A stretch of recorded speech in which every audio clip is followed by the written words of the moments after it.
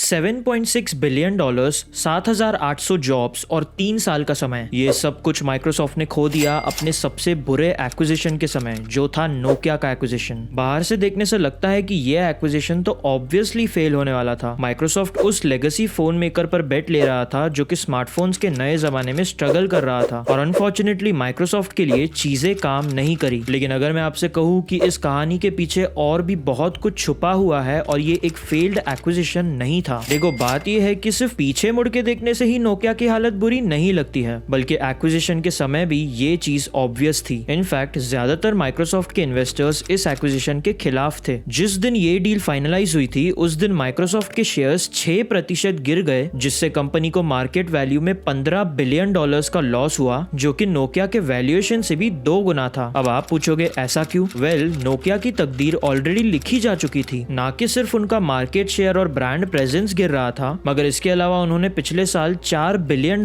का लॉस भी किया था। तो माइक्रोसॉफ्ट को तो कंपनी के ऑपरेशंस में भी काफी पैसे डालने पड़ रहे थे सिर्फ इस कंपनी को ओन करने के लिए। ये सब सुन के आप सोच रहे होगे कि माइक्रोसॉफ्ट तो फोन मार्केट में घुसने के लिए काफी डेस्परेट होगा, और आप सही सोच रहे हो। माइक्रोसॉफ्ट डेफिनेटली फोन मार्केट में घुसने के लिए बहुत डेस्परेट था। लेकिन क्या होगा अगर मैं आपसे कहूँ कि इस कहानी के पीछे और भी बहुत कुछ छुपा हुआ है? क्या होगा अगर मैं आपसे कहूँ कि माइक्रोसॉफ्ट को एक्चुअली में नोकिया को खरीदने के लिए ब्लैकमेल किया गया था? कुछ ऐसा इलीगल तो नहीं हुआ था, लेकिन नोकिया ने डेफिनेटली फोन मार्केट के अंदर अपनी पावर और पोजीशन का इस्तेमाल किया और माइक्रोसॉफ्ट को बेसिकली ये $7.2 बिलियन की डील करने में मजबूर कर दिया। तो फिर आखिर दुनिया की सबसे बड़ी कंपनीज में से एक को ब्लैकमेल कैसे किया गया इतनी बुरी कंपनी खरीदने में? पीछे मुड़ के देखे तो माइक्रोसॉफ्ट की स्मार्टफोन इंडस्ट्री में घुसने की कोशिश हम अर्ली 2004 से देख सकते हैं फोटोन नाम के प्रोजेक्ट के साथ। फोटोन का मिशन था विंडोज का एक मोबाइल वर्जन बनाना, जिसे जाकर बाद में 2007 के एंड में लॉन्च किया गया। अब ऑनेस्टली बोलूं तो फोटोन दिखने में तो इतना खास नहीं लगता था, लेकिन फिर भी माइक्रोसॉफ्ट दूसरों के कंपैरिजन में स्मार्टफोन्स की दुनिया में काफी आगे था। लेकिन प्रॉब्लम ये थी कि वो हमेशा आगे नहीं रहे। फोटोन एक ऐसा प्रोजेक्ट बन गया जिसे बार बार टाल दिया जाता था, क्योंकि फ्रैंकली बोलूं तो माइक्रोसॉफ्ट के लिए वो एक साइड प्रोजेक्ट था जिसके बारे में वो इतना केयर नहीं कर रहे थे। लेकिन फिर आया 2007 का समय, जब एप्पल ने आईफोन को लॉन्च किया। बाहर से तो माइक्रोसॉफ्ट दिखा रहा था कि उन्हें तो आईफोन के लॉन्च से फर्क ही नहीं पड़ता है। इनफैक्ट माइक्रोसॉफ्ट के उस समय के सीईओ स्टीव बामर तो आईफोन के ऊपर हंस रहे थे, क्योंकि वो कह रहे थे कि वो बिजनेस कस्टमर्स के लिए नहीं बना है। $500 fully subsidized with a plan? I said, that is the most expensive phone in the world, and it doesn't appeal to business customers because it doesn't have a keyboard, which makes it not a very good email machine. अब देखो, बाहर से भले ही Microsoft ऐसा दिखा रहा था कि उन्हें फर्क नहीं पड़ रहा है, लेकिन अंदर ही अंदर वो काफी पैनिक में थे। उन्होंने अपनी पूरी मोबाइल टीम को रीऑर्गेनाइज किया और कहने के लिए एक नए ऑपरेटिंग सिस्टम पर काम करना शुरू किया। लेकिन असल में तो वो सिर्फ फोटोन को ही थोड़ा बहुत बदल के बेचना चाह रहे थे, जैसे कि वो कोई अगली फ्यूचरिस्टिक इन्वेंशन हो। लेकिन इसे करने में भी बहुत समय लग गया। इनफैक्ट उन्होंने जल्दी जल्दी उसका बेटा वर्जन 2009 में लॉन्च किया, जिसका नाम उन्होंने दिया विंडोज मोबाइल 6.5। माइक्रोसॉफ्ट होप कर रहा था कि विंडोज का ब्रांड नेम इस प्रोडक्ट को पॉपुलर बनाएगा, लेकिन अफसोस ऐसा नहीं हुआ। यूजर्स ने जल्दी ही पहचान लिया कि ये सॉफ्टवेयर अच्छा नहीं है, और यहाँ तक कि स्टीव बामर ने भी एडमिट किया कि उन्होंने गलती कर दी। अब आप सोच रहे होगे कि इस फेलियर के बाद माइक्रोसॉफ्ट ने थोड़ा सा चिंतन किया होगा और सोचा होगा कि इस स्मार्टफोन मार्केट को अलग वे से अप्रोच करते हैं, लेकिन इसके बजाय तो वो इसी को दोहराते गए। देखो, बात यह है कि माइक्रोसॉफ्ट का इस समय तक आते आते सिर्फ इकलौता विजन था। वो देख रहे थे कि कैसे एप्पल और गूगल ने ऑलरेडी मार्केट में सक्सेसफुल प्रोडक्ट्स को लॉन्च कर दिया है, लेकिन उन्होंने ऐसा कुछ भी नहीं किया है। तो इसीलिए उनका नंबर 1 गोल था जल्दी से जल्दी मार्केट में घुसना और कोई प्रोडक्ट को लॉन्च करना। लेकिन अफसोस की बात यह है कि उन्होंने इसके बाद एक और बेकार लॉन्च किया, जो कि था विंडोज फोन 7 का लॉन्च। इस फोन के अनाउंसमेंट के दौरान माइक्रोसॉफ्ट ने गर्व से पूरी दुनिया में ये चीज घोषित की कि उन्होंने दुनिया के सबसे बड़े मैन्युफैक्चरर्स के साथ डील बना दी है, जिसमें शामिल है डेल, गार्मिन, एसूस, HTC,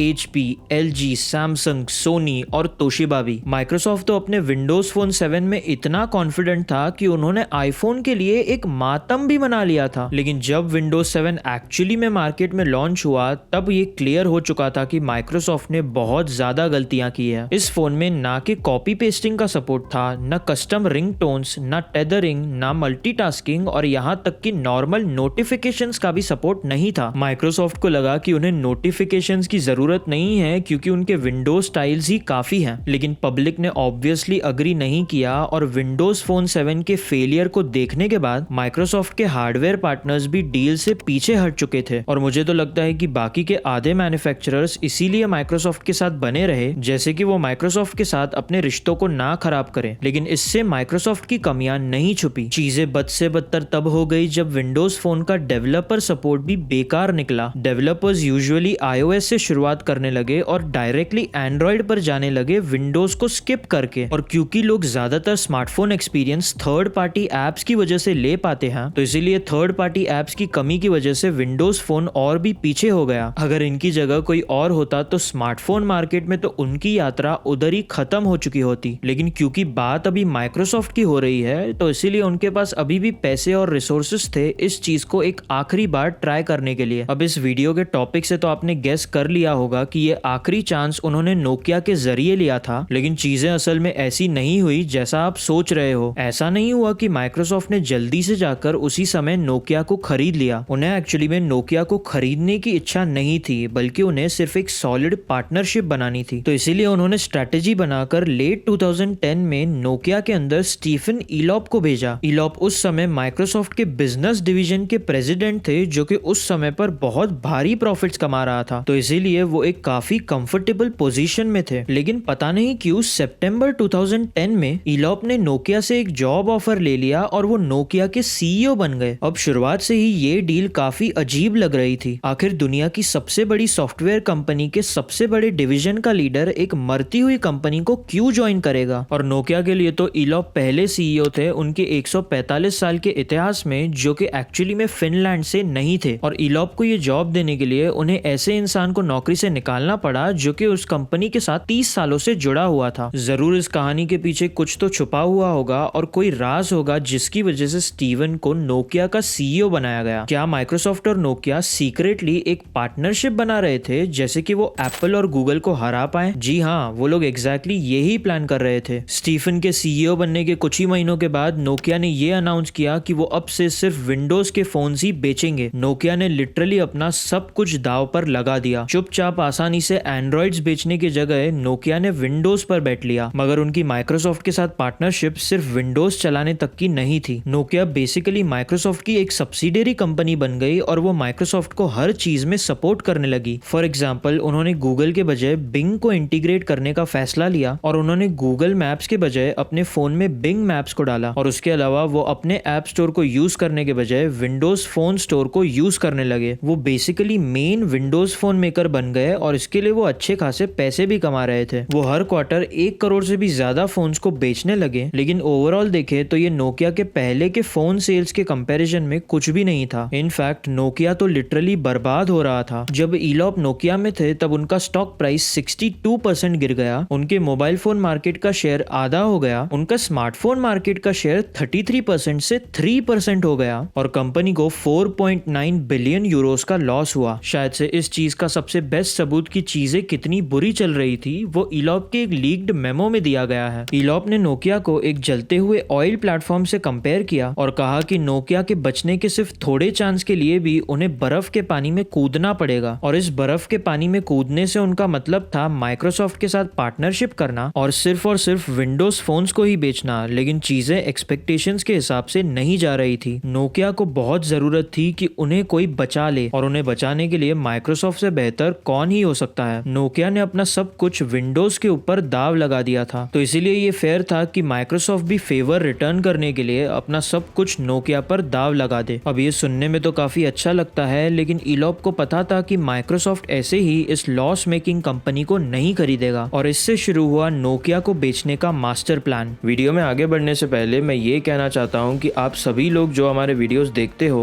उनमें से 91.7% लोगों ने अभी तक सब्सक्राइब ही नहीं किया है। तो इसीलिए बस 2 सेकंड देकर आप सब्सक्राइब का बटन और बेल आइकन को दबा दीजिए, जैसे कि हम आपके लिए ऐसी और भी वीडियोस बना सके। तो चलिए वीडियो पर वापस आते हैं। इलॉप ने माइक्रोसॉफ्ट को डायरेक्टली धमकाना नहीं शुरू किया, बल्कि इसके बजाय उन्होंने मोटोरोला जैसी चाल खेली। और अगर आपको पता नहीं है तो मैं बता देना चाहता हूँ कि गूगल ने लगभग इसी समय पर मोटोरोला को 12.5 बिलियन डॉलर्स देकर खरीदा था। अब ऑन पेपर तो ये एक बेकार चीज लगती है क्योंकि गूगल ने इस परचेस पर बिलियंस ऑफ डॉलर्स का लॉस किया, मगर वो सिर्फ ऑन पेपर। असलियत तो ये है कि गूगल ने मोटोरोला से एक अमूल्य चीज पाई, जो कि है उनके 20,000 से भी ज्यादा ग्रांटेड और पेंडिंग पेटेंट्स। ये एक काफी लंबी कहानी है और इसके ऊपर मैंने एक पूरा वीडियो भी बनाया है, लेकिन बेसिकली गूगल ने इन पैटेंट्स का यूज किया और एंड्रॉइड पर केस होने से बचा दिया, जो कि एप्पल और माइक्रोसॉफ्ट ने ही किया था। ये देख के ईलॉप ने शायद से सोचा होगा कि माइक्रोसॉफ्ट के साथ भी यही चीज की जा सकती है, क्योंकि उनके पास तो और भी ज्यादा पेटेंट्स थे। एग्जैक्टली बोलूं तो 90,000 से भी ज्यादा पेटेंट्स। मगर इस स्ट्रेटेजी में एक बहुत बड़ी कमी थी। माइक्रोसॉफ्ट गूगल की तरह अपने आप को एक लॉसूट से बचाने के लिए मजबूर नहीं था। आई मीन लिटरली वो लोग तो गूगल पर खुद ही अपने पैटेंट्स की वजह से केस कर रहे थे, तो इसीलिए ये आइडिया तो नहीं काम करने वाला था। लेकिन तब ईलॉप ने रियलाइज किया कि वो लोग भले ही रिश्वत देकर माइक्रोसॉफ्ट को नोकिया को खरीदने में कन्विंस नहीं कर सकते हैं, लेकिन उनसे ये फोर्स करके तो जरूर करवा सकते हैं। देखो, जैसे जैसे नोकिया विंडोज फोन मैन्युफैक्चरिंग में मेन प्लेयर बनता गया, तब बाकी के मैन्युफैक्चरर्स धीरे धीरे पीछे हट चुके थे। इनफैक्ट 2013 तक आते आते तो नोकिया विंडोज फोन मार्केट का 90% कंट्रोल करता था। तो क्यों ना उन्हें एंड्रॉइड पर शिफ्ट होने की धमकी दी जाए, और बाद में जाकर ऐसा ही हुआ। अर्ली 2013 में नोकिया ने पब्लिकली अनाउंस किया कि वो एंड्रॉइड पर शिफ्ट होने का सोच रहे हैं। ऑनेस्टली ये माइक्रोसॉफ्ट के लिए एक आसान एग्जिट बन सकता था। वो बस नोकिया को एंड्रॉइड पर शिफ्ट होने दे सकते थे और ये एक्सेप्ट कर सकते थे कि वो स्मार्टफोन्स की जंग हार चुके हैं और फिर मूव ऑन कर सकते थे। लेकिन इसके बजाय माइक्रोसॉफ्ट टेंशन में आ गया कि वो स्मार्टफोन्स को जीतने का आखिरी चांस हारने वाले हैं, और इसीलिए जाकर उन्होंने नोकिया के फोन बिजनेस को 7.2 बिलियन डॉलर्स देकर खरीदा। ऑनेस्टली बोलूं तो ईलॉप ने ये डेफिनेटली एक काफी शातिर चाल चली थी, क्योंकि वो वापस आकर फिर से आसानी से माइक्रोसॉफ्ट में एक एग्जीक्यूटिव बन गए नोकिया के इतने बुरे रन के बाद। इनफैक्ट ईलॉप तो अभी भी माइक्रोसॉफ्ट में काम करते हैं उनके एग्जीक्यूटिव वाइस प्रेसिडेंट के तौर पर। तो लगता है कि ईलॉप के लिए तो चीजें काफी सही गई, लेकिन ये सेम चीज हम माइक्रोसॉफ्ट के बारे में और नोकिया के फोन बिजनेस के बारे में नहीं कह सकते हैं। क्योंकि देखो, माइक्रोसॉफ्ट के नोकिया को अक्वायर करने के सिर्फ 1-2 महीने के बाद ही माइक्रोसॉफ्ट ने एक नए सीईओ को अपॉइंट किया, जो कि थे सत्या नाडेला। पहले ही दिन से सत्या ने नोकिया को उस नजरिए से देखा जो कि वो एक्चुअली में था। ये थी स्टीव बामर के द्वारा एक मजबूर कोशिश उस इंडस्ट्री को बचाने के लिए जो कि वो ऑलरेडी हार चुके थे। तो इसीलिए विंडोज फोन्स पर ध्यान देने के बजाय सत्या ने एजोर और माइक्रोसॉफ्ट के इंटरप्राइज साइड पर फोकस किया, और जब उनके पास अच्छे खासे रिजल्ट्स थे शेयर होल्डर्स को दिखाने के लिए माइक्रोसॉफ्ट के उस साइड वाले बिजनेस के, तब वो माइक्रोसॉफ्ट के फोन बिजनेस को बहुत ही जल्दी बर्बाद करते गए। उन्होंने नोकिया के बचे कुचे हिस्सों को बेच दिया, हजारों नोकिया के एम्प्लॉइज को निकाल दिया और 7.6 बिलियन डॉलर्स के लॉसेस को राइट ऑफ किया। और ध्यान दीजिए कि उन्होंने 7.2 बिलियन डॉलर्स खर्च किए थे नोकिया को खरीदने के लिए। तो इसका मतलब बेसिकली उन्होंने पूरा अमाउंट राइट ऑफ किया और फिर उसके ऊपर 400 million dollars extra right of किया। और हाँ, मुझे नहीं लगता कि ये बोलना कंट्रोवर्शियल होगा कि ये माइक्रोसॉफ्ट का सबसे बुरा एक्विजिशन था, और ये सब कुछ बस इसीलिए हुआ क्योंकि वो नोकिया की एंड्रॉइड पर स्विच होने की धमकी से डर गए। अब माइक्रोसॉफ्ट का तो दावा नहीं चला, लेकिन गूगल की मोटोरोला को खरीदने की बेट हो सकता है उनकी सबसे बेस्ट बेट हो। जानने के लिए इस वाले वीडियो पर क्लिक कीजिए। और हाँ, इस वीडियो में रखते हैं 200 लाइक्स का टारगेट, तो जल्द से जल्द वो लाइक का बटन दबा दो और लॉजिकल को सब्सक्राइब करके बेल आइकन दबाना मत भूलना। तो फिर मिलते हैं अगले वीडियो में।